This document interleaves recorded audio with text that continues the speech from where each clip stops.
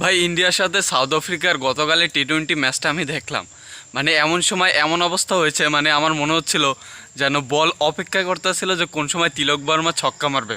তিলক বর্মা কিন্তু অসাধারণ একটি সেঞ্চুরি করেছেন এবং তাকে কিন্তু এখন গতকালকের ম্যাচটিতে উপরে খেলানো হয়েছে, তিনি কিন্তু খেলেছেন অন ডাউনে। তো এটা কিন্তু সূর্যকুমারই মানে তাকে অন ডাউনে পাঠিয়েছে, তার প্রতি তার বিশ্বাস ছিল এবং সেই বিশ্বাসটা কিন্তু সূর্যার বিশ্বাসটা কিন্তু তিলক বর্মা রাখতে পেরেছেন।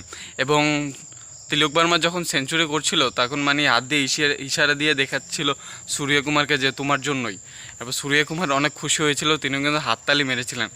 এবং দুঃখের বিষয় হলো এইটা, প্রথম ম্যাচে সঞ্জু স্যামসন সেঞ্চুরি করেছে এবং পরের দুইটা ম্যাচে কিন্তু তিনি জিরোতে আউট হয়ে গিয়েছেন।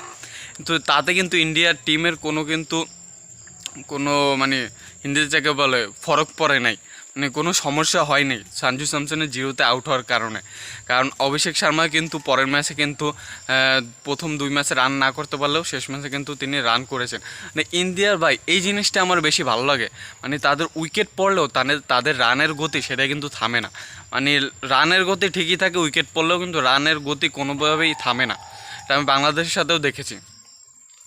তো তিলক বর্মার জন্য মানে আমি আর কি আর বলবো, মানে ছেলের ব্যাটিংটা মানে ব্যাটিং স্টাইল এতটা মানে হাই লেভেলের ছিল, মানে বলাররা মানে কি বল করবে কীভাবে করবে সেটাই বুঝতে পারতেছিল না।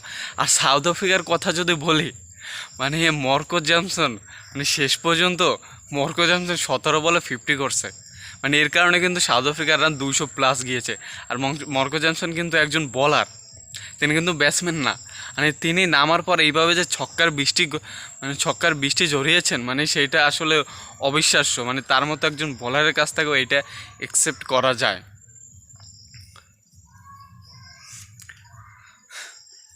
তো ভাই আর কিছু বলবো না, মানে খেলাটা দেখে মজা পেয়েছি। মানে মানে এমন এমন মানে মনে হয় নাই যে ইন্ডিয়া একতরফা খেলতেছে। মানে অন্যান্য যে ম্যাচগুলো হয় সেখানে কিন্তু আমরা দেখি ইন্ডিয়া একতরফা খেলে আর বাকি টিম কিছুই করতে পারে না, শুধু দাঁড়াই থাকে। তো গতকালকের ম্যাচটা এমন মনে হয়েছে যে দুই টিমই পারফর্ম করেছে, সাউথ আফ্রিকাও লড়াই করেছে এবং ইন্ডিয়ার একদম লড়াই শেষ পর্যন্ত গিয়েছে। এই জিনিসটা খুবই ভালো লেগেছে।